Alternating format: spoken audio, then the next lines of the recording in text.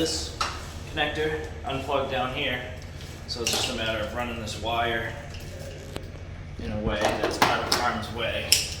Typically I just tuck it underneath all these lines here and bring it down, wrap it around, and just plug it into that fuel pressure sensor that you just unplug that connector from, and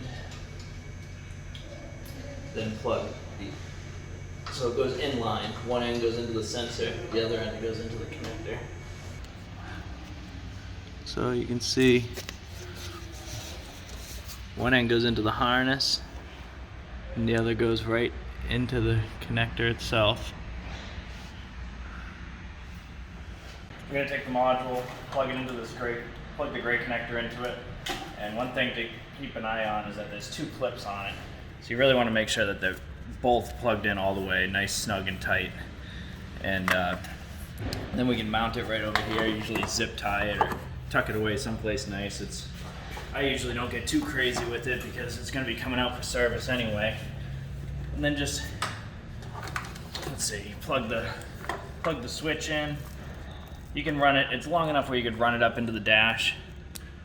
I'll just find like a rubber grommet or something and snake the wire through, snake the small side through obviously. But personally, I just leave it under the hood. Stock, low, medium, high. So this can come off, well, it can come off and go in any direction, so I wouldn't be too hung up about where it's pointing. But simply if you turn it all the way to the left, that's stock. And then as you turn to the right, low, medium, high, and medium's usually a good all-around setting.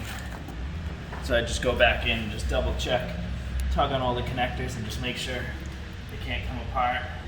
Squeeze them all back together. And that's it, simple as that.